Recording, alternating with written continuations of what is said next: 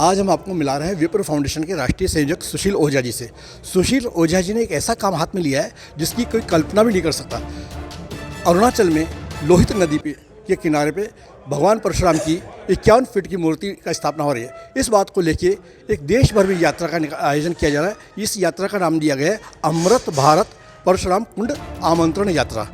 हम जानना चाहेंगे सुशील ओझा जी से इस कार्यक्रम के उद्देश्यों को लेके। हम उनसे जानना चाहेंगे ये कार्यक्रम में के पीछे क्या उद्देश्य है और इस कार्यक्रम की आपके दिमाग में योजना कैसे बनी और देश में क्या संदेश देना चाहते हैं। सुशील ओझा जी, देखिए, भगवान परशुराम की प्रायश्चित साधना की स्थली अरुणाचल प्रदेश में है।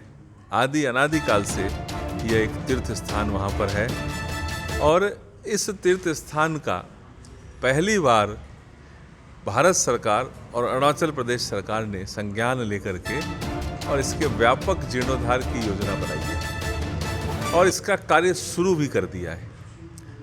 ये जब कार्य वहाँ आगे बढ़ा तो इस बात की ज़रूरत महसूस की गई कि इस जीर्णोद्धार के कार्य में अगर एक भगवान परशुराम की 51 फीट की बड़ी मूर्ति वहाँ अगर स्थापित की जाए तो देश दुनिया से जो भक्त वहाँ आएंगे, जो लोग वहाँ आएंगे, तो उनके लिए वो एक आकर्षण का केंद्र होगी। तीर्थाटन के लिए जो लोग आएंगे उनके लिए वहाँ पर वो एक बहुत आवश्यक स्थली बनेगी। लेकिन सुप्रीम कोर्ट के निर्णय के अनुसार कोई भी सरकार भगवान की मूर्ति स्थापना नहीं कर सकती, इसलिए यह कार्य किसी संस्थान को देना था और हम सौभाग्यशाली हैं कि विप्र फाउंडेशन ने इस काम में अग्रणी भूमिका निभाई और सरकार ने हम पर भरोसा करते हुए विप्र फाउंडेशन को वहाँ मूर्ति स्थापना का कार्य सौंपा।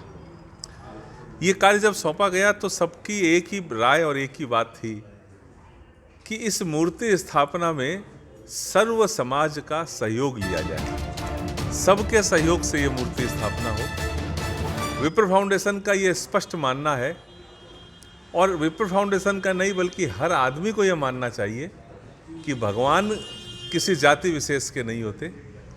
किसी जाति विशेष में उनका अवतार होता है उस शरीर में, लेकिन भगवान सबके होते हैं। और परशुराम भगवान का अवतार तो विष्णु का साक्षात 6वां अवतार है, भगवान श्री राम 7वां अवतार है। तो नारायण साक्षात परशुराम हैं, उनको किसी जाति विशेष का बताकर और उनको 21 बार इन्होंने अमुक लोगों का वध किया, ऐसी बातें कह करके, और जो एक असत्य बातें, मनगढ़ंत बातें जो फैलाई गई पिछले सैकड़ों वर्षों में, तो हमने ये तय किया कि एक व्यापक जन संपर्क करते हुए एक रथ यात्रा निकाली जाए और उस रथ यात्रा के माध्यम से एक और तो लोगों को परशुराम भगवान के इस तीर्थ स्थान के बारे में, मूर्ति स्थापना के बारे में जानकारी दी जाए। दूसरी ओर भगवान परशुराम के जो संदेश हैं उनको सही ढंग से लोगों तक पहुंचाया जाए। परशुराम स्वराज के बाद में हम जब स्वराज की बात करते हैं तो परशुराम स्वराज के जो सिद्धांत हैं उसके अग्रणी व्यक्तियों में से थे। भगवान परशुराम ने स्वराज के लिए सशस्त्र क्रांति की और भगवान परशुराम ने समरसता मूलक समाज की स्थापना में अग्रणी भूमिका निभाई। इन बातों को लोगों तक पहुंचाने के उद्देश्य से विप्र फाउंडेशन ने एक रथ यात्रा का कार्यक्रम बनाया और विगत 8 नवंबर को ये रथ यात्रा जगतगुरु शंकराचार्य द्वारा स्थापित कांचीकाम कोटि पीठ कांचीपुरम तमिलनाडु से शुरू की गई है। यह रथ यात्रा दक्षिण भारत के सभी राज्यों से होते हुए महाराष्ट्र से गुजरात, गुजरात से मध्य प्रदेश और मध्य प्रदेश से राजस्थान में आ रही है। 2 चरण में यात्रा निकलेगी। ये पहला चरण 61 दिनों का है और इस 61 दिन के पहले चरण में यह यात्रा इन राज्यों को घूमते घूमते 8 जनवरी को जयपुर पहुंचेगी। जिस प्रकार से हमने पहले तय किया था कि जब यात्रा का समापन यहाँ पर होगा जयपुर में, तो यहाँ पर 5000 लोगों का एक समावेश करके यात्रा का एक बहुत भव्य और दिव्य स्वागत करेंगे। 2 दिन तक यात्रा को यहाँ रखेंगे जिससे संपूर्ण जयपुर वासी यात्रा के दर्शन कर सकें। लेकिन जिस प्रकार से देश के लोगों ने इस रथ यात्रा को लिया है, जिस आस्था विश्वास भरोसे के साथ लिया है भगवान परशुराम के चरित्र को जानने की बात को, हम अत्यंत उत्साहित भी हैं और हम इस बात की जिम्मेवारी भी समझते हैं कि हमको पीछे नहीं हटते हुए और ज़्यादा से ज़्यादा लोगों तक इसको पहुंचाना चाहिए। पूरे देश में सैकड़ों हजारों की संख्या में लोग सड़कों पर, महिलाएं, पुरुष, युवा, बुजुर्ग, सर्व समाज के लोग उतरकर रथ यात्रा का अभिनंदन कर रहे हैं, स्वागत कर रहे हैं, पूजन कर रहे हैं, आरती उतार रहे हैं। ऐसे में विप्रो फाउंडेशन की राजस्थान की जो इकाई है, इन्होंने सब लोगों ने बैठ करके और राष्ट्रीय कार्यकारिणी के साथ विचार विमर्श के बाद ये फैसला किया कि जयपुर वाले जब रथ यात्रा पहुँचेगी तो उस दिन एक बड़ा कार्यक्रम यहाँ किया जाए जिसमें 1 लाख लोग कम से कम उपस्थित हों। ये इतना बड़ा समावेश जयपुर में कम से कम किया जाए जिससे राजस्थान वासी इसका लाभ उठा सकें।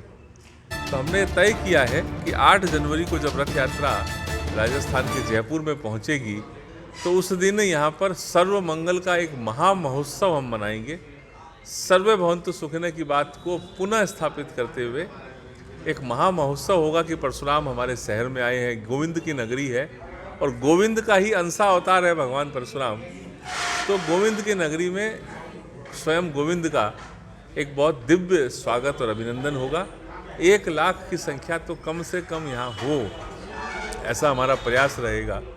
और इस आयोजन में देश के विशिष्ट संत, महंत, मंदिरों के जो सेवाधारी लोग हैं वो, जनप्रतिनिधि, समाज के वरिष्ठ और विशिष्ट लोग पूरे देश के और राजस्थान के तो प्रत्येक गांव, तहसील, ढाणी से लोग प्रतिनिधि के रूप में इस कार्यक्रम में सम्मिलित होंगे।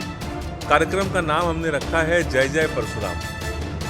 जय जय परशुराम यानी कि परशुराम की जय जयकार। परशुराम की जय जयकार यानी वंचित, पिछड़े, दबे, निर्धन वर्ग की जय जयकार। परशुराम की जय जयकार मतलब अन्याय के विरुद्ध न्याय की जय जयकार। परशुराम की जय जयकार का मतलब संस्कार विहीन वातावरण के ऊपर संस्कृति से, वैदिक शिक्षा से ओतप्रोत वातावरण की जय जयकार। हम विप्रो फाउंडेशन की ओर से समस्त राजस्थान वासियों का आह्वान करते हैं कि ये एक दिव्य मौका है कि आप इसे चूके नहीं। साक्षात भगवान परशुराम तो वैसे भी चिरंजीवी हैं और ये तय मानिए आप कि इस पूरे आयोजन में साक्षात परशुराम उपस्थित हैं, अन्यथा इतना बड़ा जिस तरह का जन सैलाब सड़कों पर देखने को मिल रहा है ऐसा कभी संभव नहीं होता। और इसमें सिर्फ और सिर्फ लोक मंगल की कामना के लिए ये कार्यक्रम हो रहा है। चूँकि इसको विप्रो फाउंडेशन कर रहा है, ब्राह्मण समाज की अग्रणी संस्था है विप्रो फाउंडेशन, तो ब्राह्मण इस कार्य को आगे बढ़ करके कर रहे हैं, जो कि नियति और परंपरा दोनों दृष्टियों से ब्राह्मणों को करना भी चाहिए। तो हम आगे बढ़कर ये कार्यक्रम कर रहे हैं, सर्व समाज को साथ लेकर के ये कार्यक्रम हम कर रहे हैं। मूर्ति में भी सर्व समाज का हम सहयोग ले रहे हैं और उस दिन भी हम प्रत्येक व्यक्ति जो यहाँ आएंगे उनका उस मूर्ति के निर्माण में कैसा योगदान हो, इस पर भी एक चिंतन चल रहा है। और एक अनुष्ठान होगा यहाँ पर, वैदिक अनुष्ठान, जिसमें कि प्रत्येक जो यहाँ भागीदार जो होंगे उस आयोजन के, वो लोग भाग लेंगे और इस परशुराम की पूजन के कार्यक्रम में, परशुराम भगवान की आराधना के इस कार्यक्रम से हम अपने परिवार का, अपने समाज का, अपने देश का विकास और मंगल कर पाएंगे, ऐसी हमारी भावना है। मैं आप सबसे आह्वान करता हूँ राजस्थान वासियों से कि आइए और हम सब इसमें ज़्यादा से ज़्यादा संख्या में सम्मिलित हों और औरों को भी सम्मिलित कराएं। सुशील ओझा जी, यहाँ 2 सवाल मन में पैदा होते हैं जो हम आपसे जानना चाहेंगे। एक तो इस मूर्ति के निर्माण की क्या प्रगति है, नंबर 1। सेकंड ये बात है कि ब्राह्मणों के कई संगठन है, विप्रो फाउंडेशन की देश और समाज को क्या आवश्यकता पड़ गई थी? देखिए, मूर्ति निर्माण की जहाँ तक बात है, ये भी एक योग है, संयोग है कि मूर्ति का निर्माण भी राजस्थान के मूर्तिकार कर रहे हैं। जो मूर्ति अरुणाचल में लगेगी उस मूर्ति का निर्माण झुंझुनू के पिलानी से मातूराम जी वर्मा और उनके सुपुत्र श्री नरेश कुमावत के द्वारा मानेसर में इस मूर्ति का निर्माण किया जा रहा है, जो पंचधातु से बनी होगी और 51 फीट इसकी ऊंचाई होगी। मूर्ति का निर्माण अभी कास्टिंग का काम चल रहा है और हमने इस मूर्ति को तैयार किया इस रूप में कि भगवान का शास्त्र और शस्त्र लिए हुए एक सौम्य स्वरूप, आशीर्वाद देते हुए स्वरूप जो हमने अनेक लोगों से परामर्श करके, राय मशविरा करके और इस मूर्ति का स्वरूप तय किया है। और ये मूर्ति लगभग आधी बन चुकी है और कोशिश हमारी होगी कि परशुराम जयंती तक ये पूरी मूर्ति वहाँ लग जाए और उससे पूर्व 14 जनवरी संक्रांति, मकर संक्रांति के अवसर पर हम वहाँ पर इस मूर्ति के कुछ हिस्सों को स्थापना करना शुरू कर दें। ये तो बात रही मूर्ति की, उमेंद्र जी। दूसरा सवाल आपका था कि विप्र फाउंडेशन की इतनी संस्थाएं होने के बाद भी क्यों आवश्यकता पड़ी। ये बहुत स्वाभाविक इसका जवाब है। मेरा ये मानना है, मेरा ही नहीं पूरे विप्र फाउंडेशन का ये मानना है कि समाज में जितनी भी संस्थाएं काम कर रही है वे सब बहुत अच्छा काम कर रही हैं और हमारी उनके प्रति सद्भावनाएं हैं कि वे जिस उद्देश्यों से उनका गठन हुआ है उन सकारात्मक उद्देश्यों के साथ वो आगे बढ़े, हमारी शुभकामनाएं हैं। कुछ विषय ऐसे होते हैं जो विषय किसी एक स्थान से, किसी एक राज्य से या किसी एक जाति विशेष से, किसी एक वर्ग के लोगों से उसका समाधान संभव नहीं होता। हमको उसके लिए एक राष्ट्रीय स्तर पर, नेशनल लेवल का एक ऑर्गेनाइजेशन चाहिए होता है।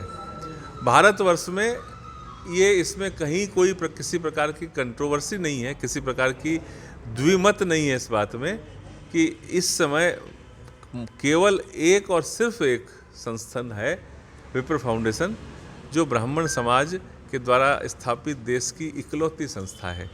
और विप्र फाउंडेशन जो मुख्य रूप से काम कर रहा है वो संस्कार, शिक्षा और रोजगार, इन 3 विषयों पर हम काम कर रहे हैं। और ये 3 विषय किसी भी एक लोकल स्तर पर संभव नहीं है, इसके लिए पूरे देश का संगठन होना की आवश्यकता पड़ती है।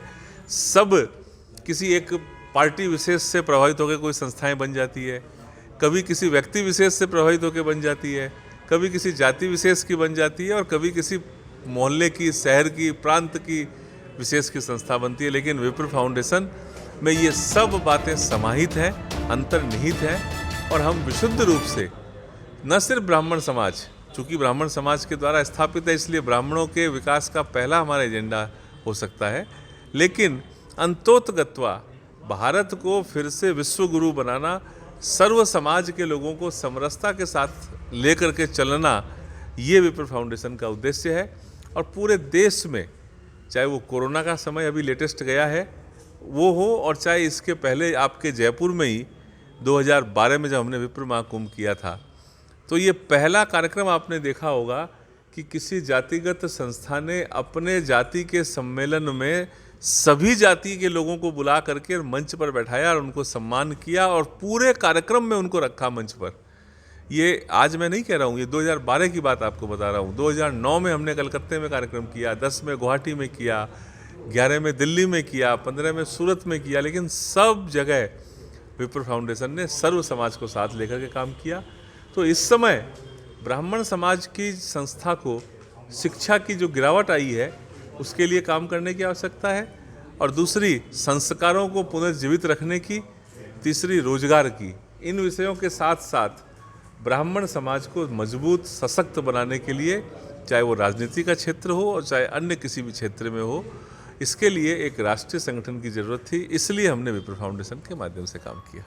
बहुत बहुत धन्यवाद सुशील ओझा जी, आपने हमें समय दिया। हमें उम्मीद है आप विप्र समाज को बहुत अधिक मजबूती और ऊंचाई देने में सक्षम होंगे।